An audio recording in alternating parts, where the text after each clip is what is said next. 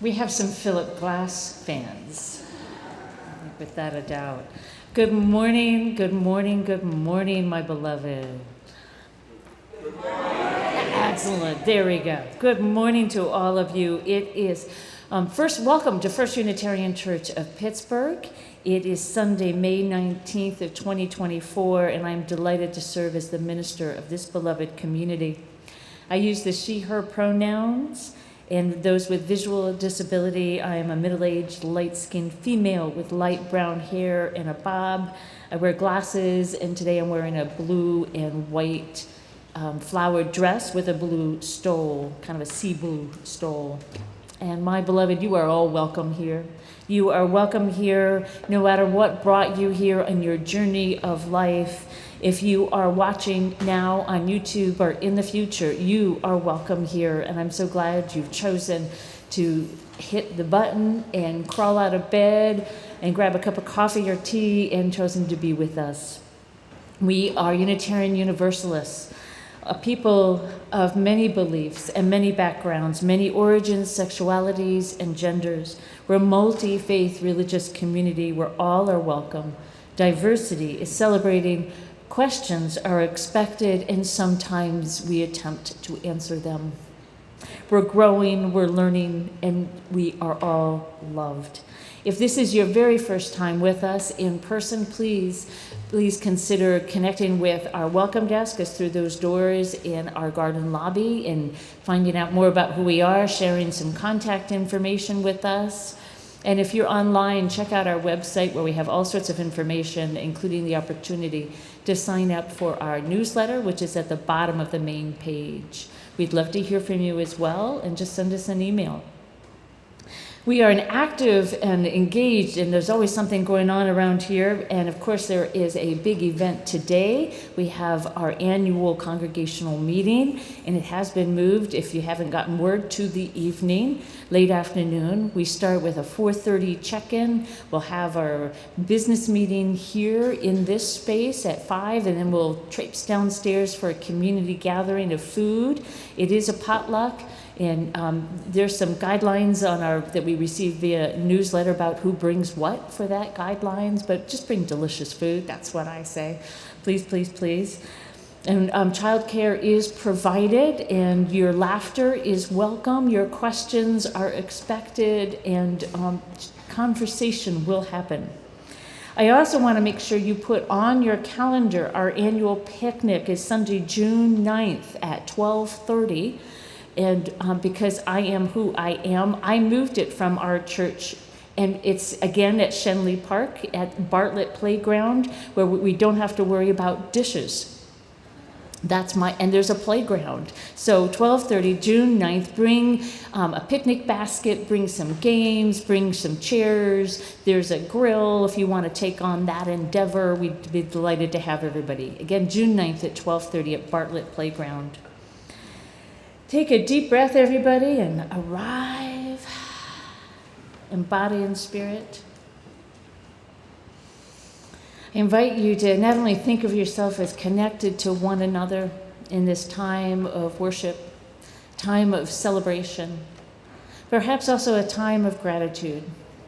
As we round out with our annual meeting today, think of all the people for whom you are grateful, the volunteers, perhaps sitting next to you, grateful for your own commitment, grateful for the volunteers who perhaps are not often named, the ones always doing the dishes, the ones handing out the programs, the one and our tech wizards making sure we're out on YouTube, the volunteers who lead our hymns, who take care of our business, make sure our accounts are in order.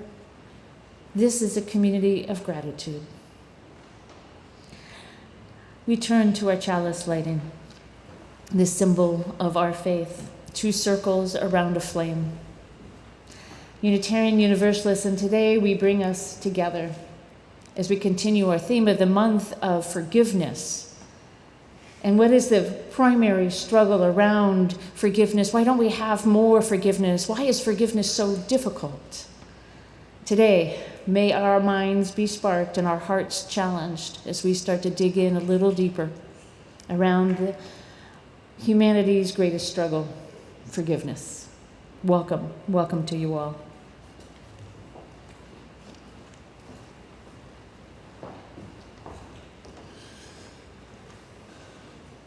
Hi, I'm Ward Kelsey. I'm the liturgist today. I am about 6 feet tall. I'm a white guy. I have very little hair anymore.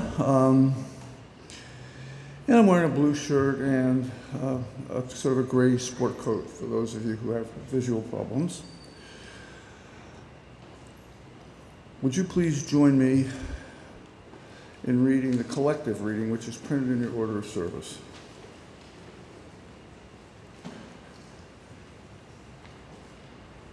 We name our collective recommitment to care for the earth you live upon is sacred. We pledge to bring new life to the church, to the air, new life to the waters, new life to each other, for all life is sacred. I invite you to rise as you're able in body and spirit for hymn 163, For the Earth Forever Turning.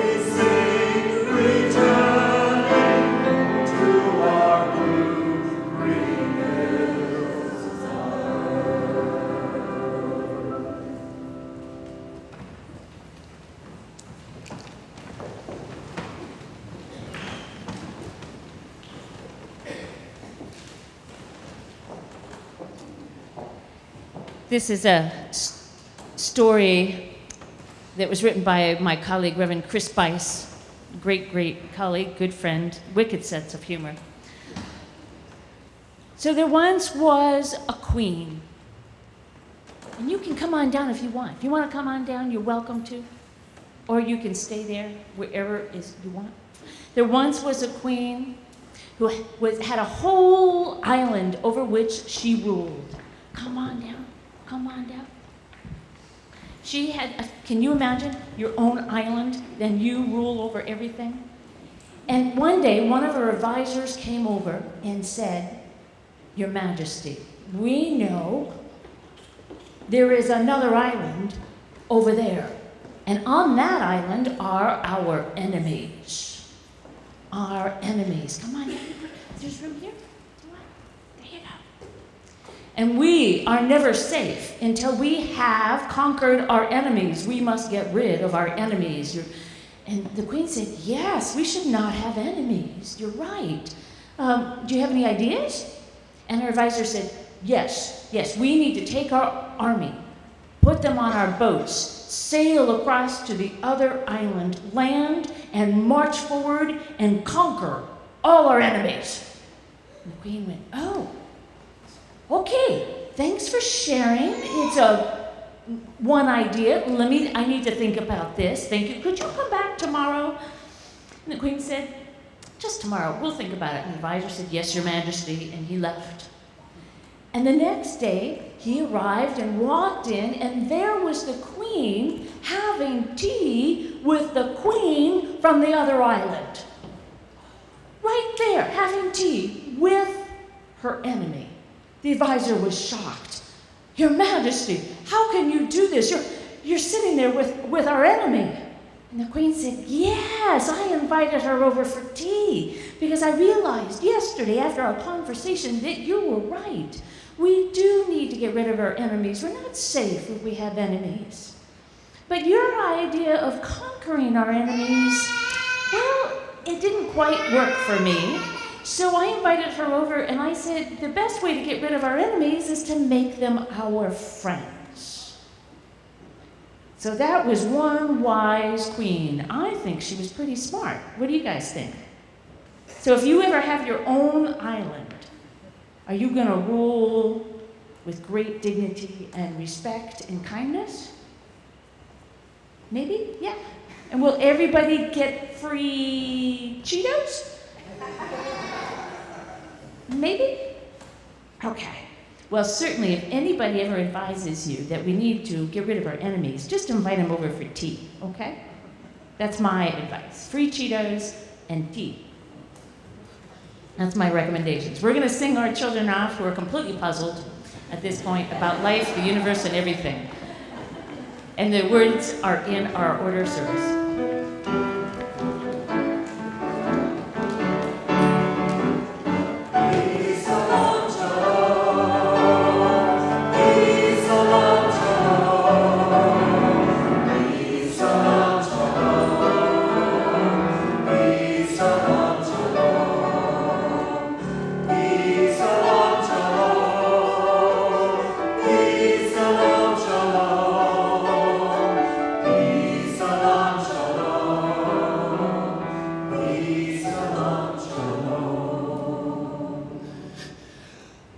Well, it's getting to be time for our offering. I want you to know that every month we share our generosity with a designated organization.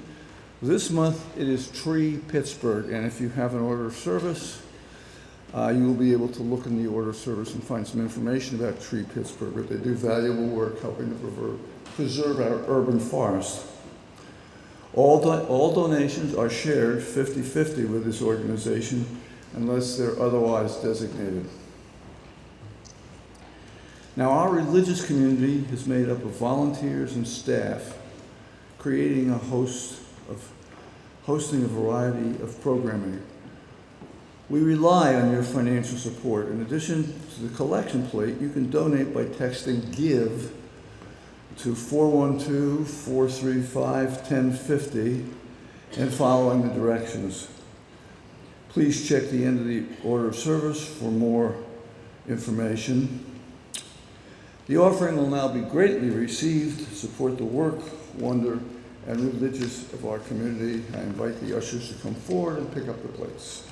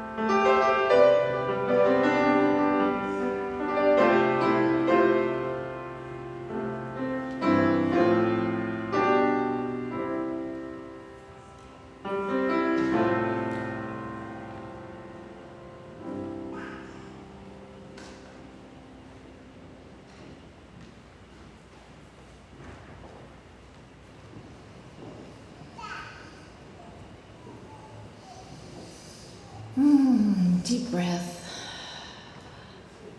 Deep breath.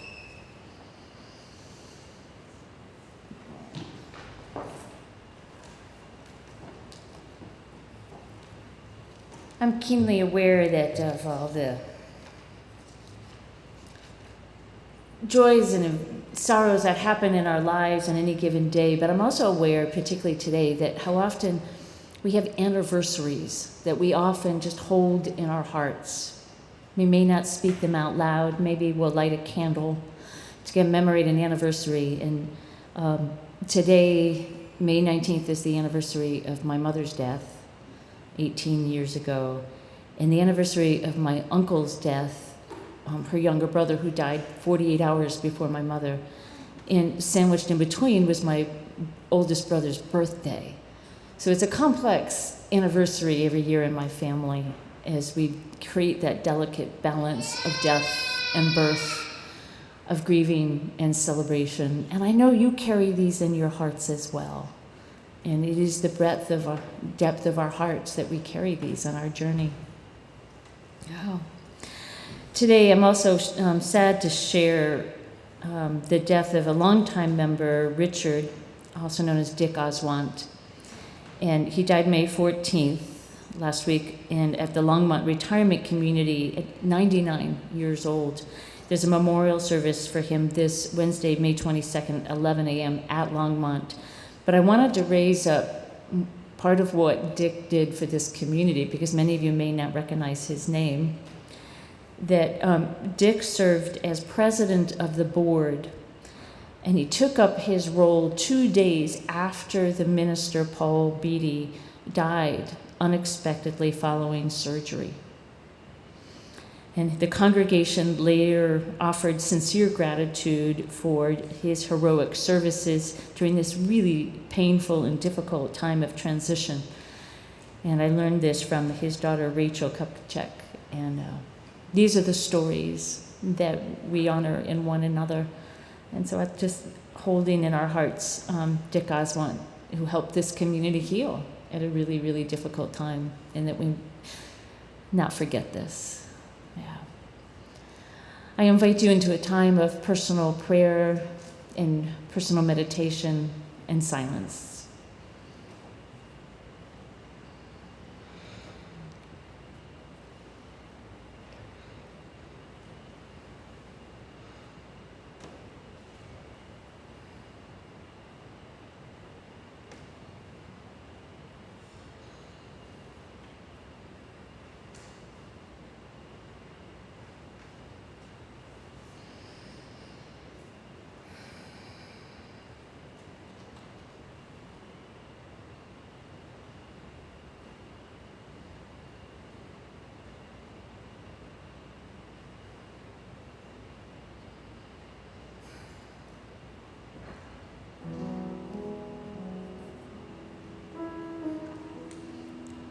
Spirit of love, hold us in your embrace. With every breath, fill our bodies with your soothing presence. May we know the love from our family and friends. May we know the love of that which we hold as holy. May it heal our wounds, our tender places, the broken parts that seem to refuse to heal. Spirit of life, lift us up when we find hope is struggling. Spirit of life, give us strength and endurance when we find ourselves fatigued. We found our bones are too tired to carry us anymore. Spirit of justice, keep us focused on the journey ahead and why we are needed in this world. Shed light on the pain in this world and remind us of our agency and our capacity to make a difference. Spirit of the Holy, Spirit of the God of many names, who has been with us throughout the ages, may we know that we are people of covenant, promised to one another and to this life to build a better world, one act of love at a time. Blessed be and amen.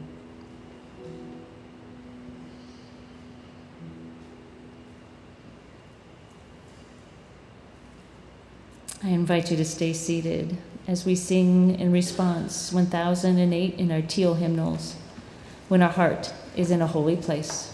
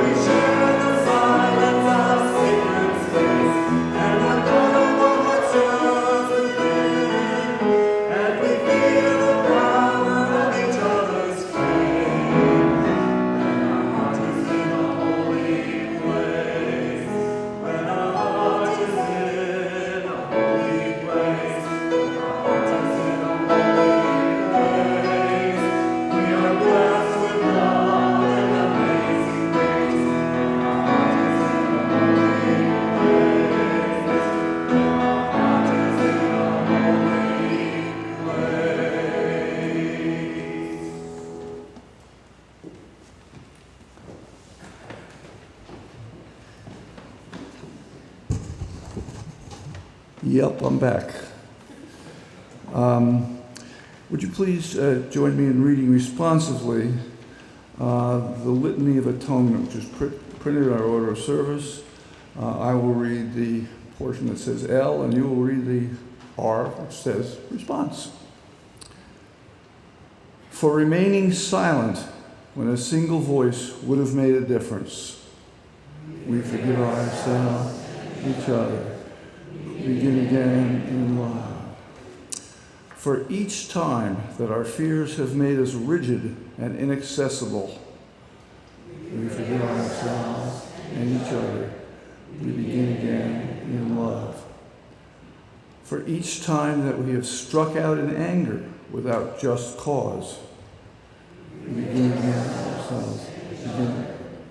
Begin again in love.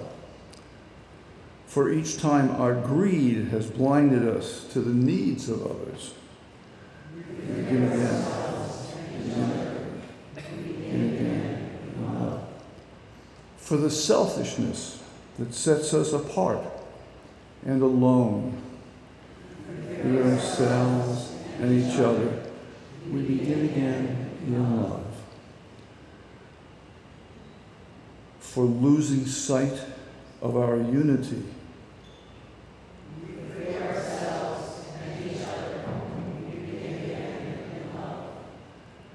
for for falling short of the admonitions of the Spirit. Beginning in love. For these and for so many acts, both evident and subtle, which have fueled the illusion of separateness, we forgive ourselves and each other and begin again in love. Thank you.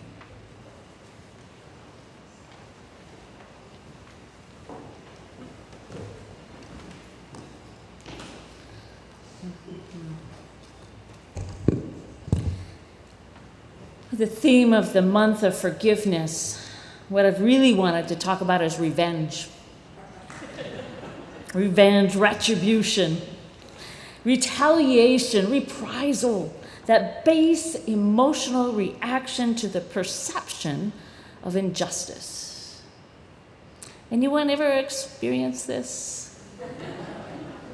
Yeah. All right, I'll start. I was in my roaring 20s, living in Boulder, Colorado, and I was headed south on Route 28 to go to Denver. There's a bit of a hill as you head out of the city, and I picked up a tailgater right on my tush, and I was angry and frustrated and scared. It was heavy traffic as usual. As soon as I could, I moved over to the right lane. But by then, revenge was coursing through my body. And I immediately, as they passed me, swung back over to the left lane and hung onto their bumper. See how that feels, I felt. Revenge is easier than forgiveness. And there lies a big problem. The appeal of revenge is that it's deeply satisfying, immediate gratification. Now, some of you may have already gone to the infamous scene from The Wrath of Khan, where Khan at death's door in his grimace of revenge and spits out, "Revenge is a dish best served cold." And he knows his imminent death is upon him, but by God, he is bringing Captain Kirk with him. And there is his satisfaction. And in case, side note, you haven't been alert, William Shatner, who plays Captain Kirk, will be here the end of September in Homestead, and they're going to show The Wrath of Khan, and then you get to hear Captain Kirk, and yes, I have tickets. Back to humanity, yes, and our ancient epic struggle with revenge. All the religious scriptures try and point this out. My friend and colleague here in Pittsburgh, Rabbi Mark Goodman, said, oh yeah, Psalm 94, that is our book of revenge.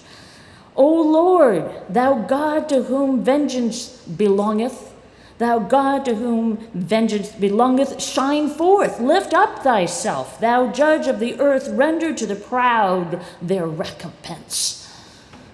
Okay, there's a God. From the Greeks, Shakespeare, contemporary songs, Blondie, who remembers one way or another, I'm gonna get ya. Great song. Revenge feeds the angry author's heart. Religions have been trying hard as they could, minus a few psalms here and there, to portray revenge as sinful, as maladaptive, dark, brooding, disease-ridden. There's something wrong with you for wanting revenge. Maybe it's bad parenting. Maybe it's a temporary break with sanity. But even as religions trying to hold up that revenge is bad, they're also offering vengeful gods. And we hold moral barriers, though, against any of us enacting in vengeful acts.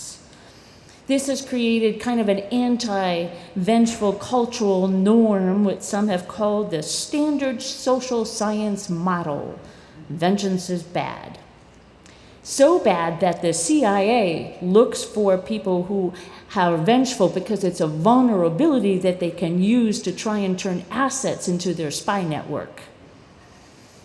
So just be careful the next time somebody's trying to stoke your vengeance. They might be trying to turn you into a spy. Here's the thing. There is some evidence that revenge has actually served humanity, helped evolution along the path of survival. Michael McCullough is a psychologist at the University of Miami, and he authored Beyond Revenge back in 2008. And he studies the biological sciences of forgiveness and revenge. And he explains why evolution has ensured that humans engage in revenge and forgiveness for survival. In the great game of who's going to adapt, ensuring our genetic pool continues through on, then revenge plays an important role in the long run. But forgiveness is there trying to keep up. And who's going to be the winner? So McCullough wants to help us understand our inner battle between revenge and forgiveness and understanding the roles that they play. So he's been coming up trying to challenge that standard social science model. He says, while revenge in the 21st century world is kind of seen as counterproductive, maladaptive, in the pre-civilized world, revenge, according to McCullough, is a deterrence using fear. For example, first, it's preventative from repeat harm. You hit me, I hit harder out of revenge, it hopefully will stop it right there. No more, repeat, and rinse. 2, deterrence by vengeful reputation. If I have a reputation for vengeance, for hitting hard and fast, less likely to take me on. See where I'm going? Then there's social controlling of members of the group, particularly for free riders, outsiders, wanderers. By creating a vengeful group, we are in fact controlling the group and forcing them into cooperation. It's not bad from an evolutionary perspective. There's some logic to it. And all of these address an old, ancient need, protection of our honor. Honor is a universal human trait across all cultures and ethnicity. McCullough makes a strong argument that honor as the mechanism that triggers our desire for revenge. It's critical to survival, particularly if you live in a world without laws, without rules. Well, if McCullough is right, our brain chemistry means we're hardwired for revenge. It's there. So they've taken pictures of the brain of people who have been wronged with injustice coursing through their body. And you know what they see? They see the same picture of someone who's about to eat chocolate. Gratification. The anticipation of gratification, satisfaction of a craving, high activation of the brain's reward system. It's not unique to humans. This is a brain thing. Other species, mammals and birds do the same thing, perhaps not with chocolate, but some sort of gratifying food. There are also some social arguments around justice and anger. Sister Helen Prejean, who is known for fighting against the death penalty, she states that anger and that emotive response for revenge is a moral response. Emerges from our need to right wrongs, to fight acts of injustice as an impulse to make things right in our moral universe. We want to tilt the scale.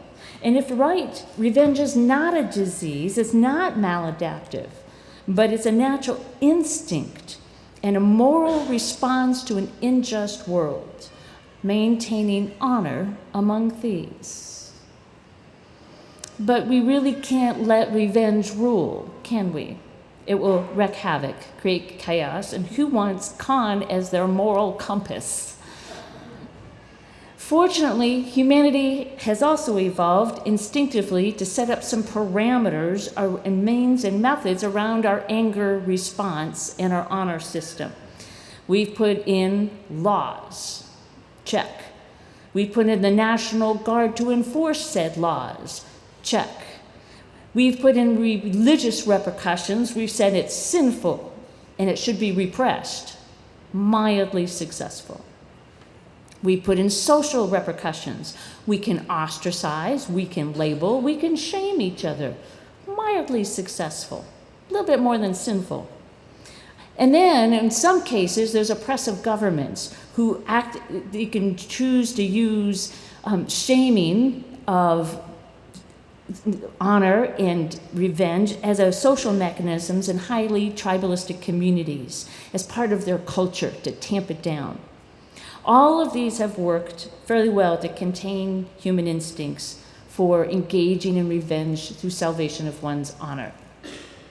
Fairly good in some cases. Back to Boulder and me.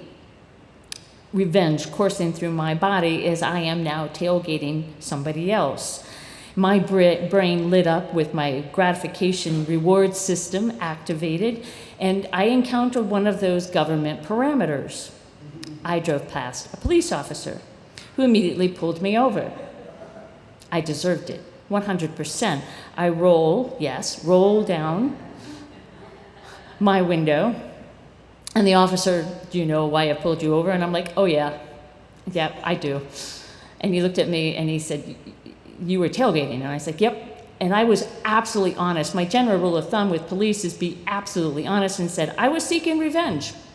He had just been tailgating me. I was scared and I couldn't help it. I wanted to show him what it felt like. And officers are supposed to have a flat affect, but I could see his mouth going. He let me off with a warning. What a nice guy. And I'm sure it helped that I was just this young 20-something white female. I will use it. But we don't always have an outside control system to restrict our instincts. Evolution has also given us the instinct to cooperate.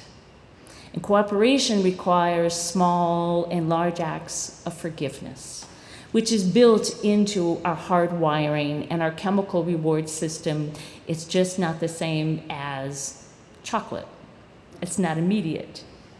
There are everyday acts of forgiveness that maybe we don't even notice, particularly with our family, particularly with our parents and our siblings, our immediate family. Because we've learned that revenge against our siblings and our parents and our children probably does not ensure our survival for the long term. Evolution needs some acts of forgiveness. McCullough believes that we really need to allow those little dozens of mistakes we make every day. It's like living with spilled milk. The small things sometimes we just need to let go of. But yet 2 weeks ago, I preached here about Rabbi Danya Rutenberg and the Jewish teachings that if we cause harm, we cannot be forgiven unless we recognize that harm. We have to clean up our own mess. And even then, we can't expect to be forgiven. So on a large scale, this gets complicated, where acts of transgression make the news and our attention, and they become bloody wars. And we have expectations of heroes and heroines who find it in themselves to forgive. But what happens when the one who has caused the harm is not able to forgive? Perhaps they are deceased, perhaps they refuse to see the harm they have done. There's a wonderful organization called the Forgiveness Project. It was started by a Romanian named Eva Kor. And Eva was a Holocaust survivor. She, at the age of 10, along with her twin sister Miriam, endured Auschwitz and under the experiments of Josef Mengele. Medical experience that were horrific. Both sisters managed to survive, barely. Miriam died in 1993 when she developed cancer of the bladder that was caused by the experiments. Years later, and just before Mengele's death in 1979, Eva Kor began speaking openly about her experiences at Auschwitz, and she started an organization called the Candles, a Holocaust museum in Indiana where she was living. And through her many contacts in life, she met one of former Nazi doctors, Dr. Munk, and she was invited to meet him. She went to his home in Germany, and where, despite her terror, they shared their stories. He treated her with kindness and respect. She spoke of her nightmares, and he spoke of his, as well as his repentance. Eva invited him to go with her to Auschwitz for the 50th anniversary of Liberation Day, and to sign a document in front of everybody about his experience in repentance, and he readily agreed. But then a friend of Eva's challenged her to also forgive Dr. Mengele. This was a much bigger step for her. And then she started down that journey of forgiving him, and that opened a door as she began to forgive not only him but her parents for not saving her and her sister. And then she forgave herself for carrying so much anger and hatred and need for revenge. This act that had come over many, many years released 50 years of hate and began a self-healing and self-empowerment. As she wrote about it, she said, for most people, there is a big obstacle to forgiveness because society expects revenge. It seems we need to honor our victims, but I always wonder if my dead loved ones would want me to live with pain and anger until the end of my life. Some survivors do not want to let go of the pain. They call me a traitor and accuse me of talking in their name, and I have never done this. Forgiveness is as personal as chemotherapy. I do it for myself. Eva Kor passed away on the 4th of July in 2019. Forgiveness is not a singular act. It's an ancient process as old as revenge. It's found in our bodies in acts of reconnecting, of the discipline of courage, and practice of trust. It begins in incremental steps of healing and repair. It begins for those who have caused harm and those who have been the transgressors by seeing the value of the other, by seeing, as we call it in our first principle, the inherent worth and dignity in the other. And it begins also with perhaps a sense of that interconnected web of existence in our seventh principle. But it also is about the foundation of compassion, our second principle, and the need for truth. Why is revenge easier than forgiveness?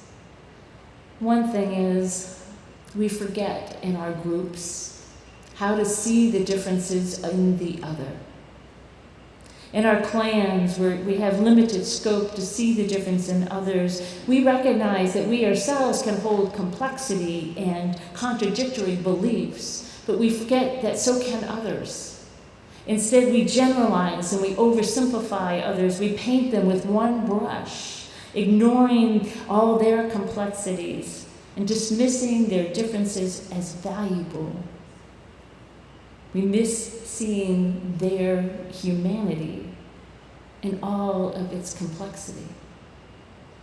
So if we pause, and today I invite us to pause and to maybe picture ourselves going up into a balcony view of our lives and our emotional systems, where we can perhaps be an observer self and learn to overcome our pain and stop fighting our emotions all the time and our need to defend our honor.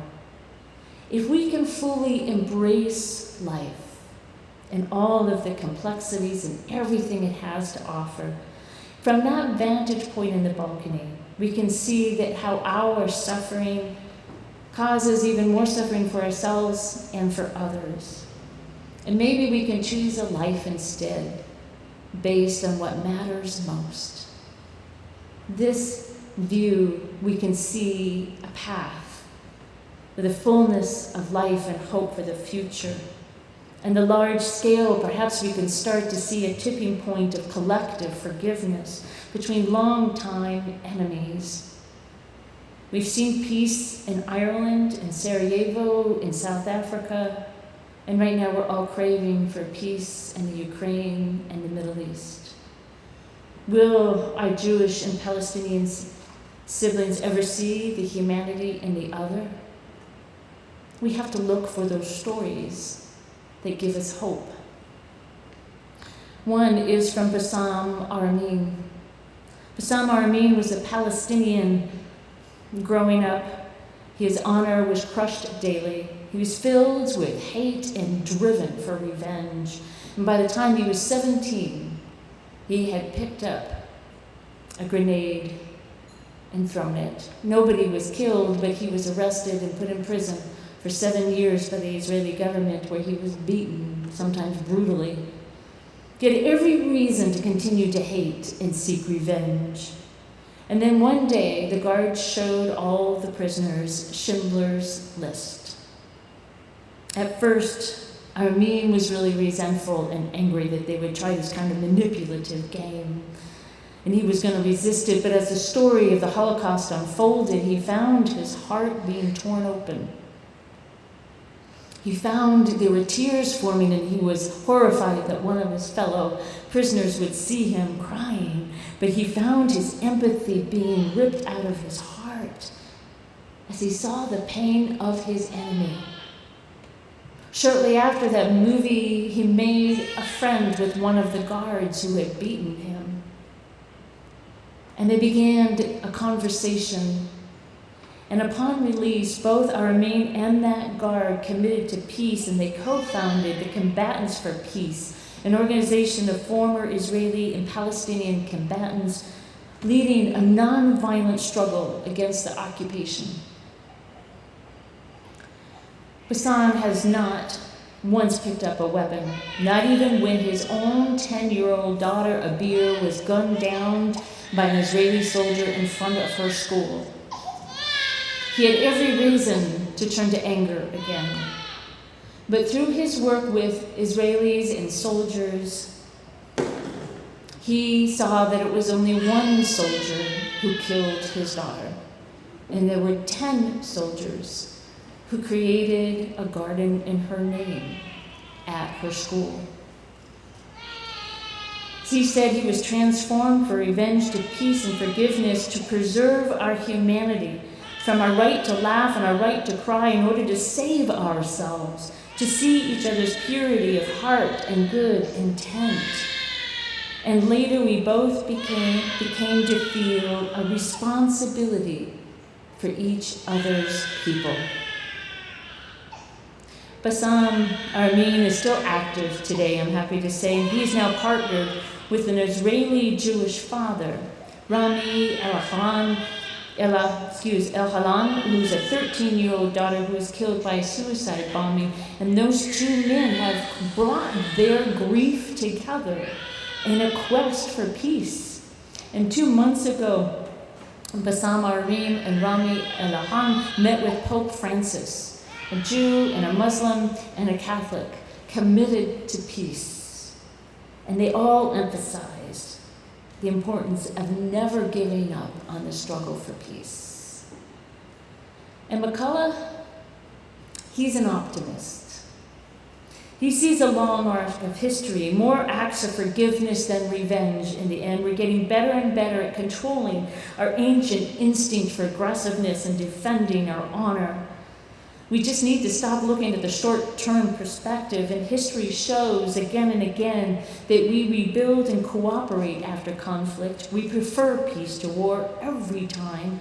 War is non-productive, and frankly, it's exhausting.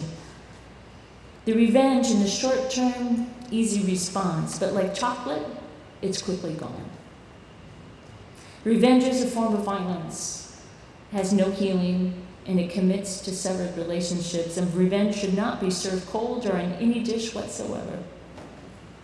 But forgiveness, my friends, is best served heated with deep commitment to healing our wounds and reconnecting.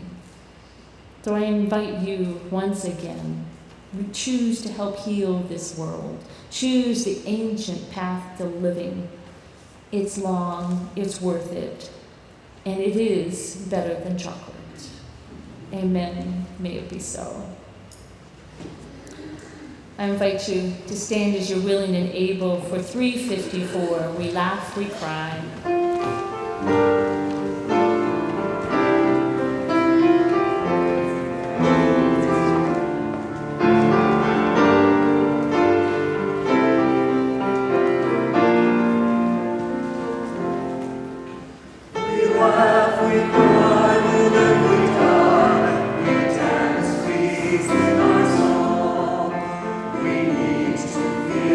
Something here to which they can belong.